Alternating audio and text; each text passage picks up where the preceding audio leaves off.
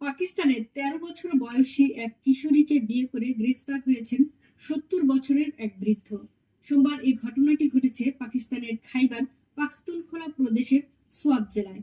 এতে সামাজিক মাধ্যমে ব্যাপক আলোচনা সমালোচনার সৃষ্টি হয়েছে।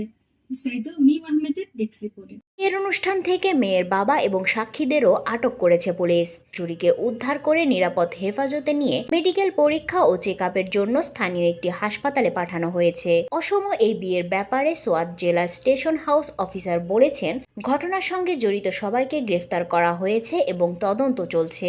আইন অনুযায়ী পরবর্তী ব্যবস্থা গ্রহণ করা হবে।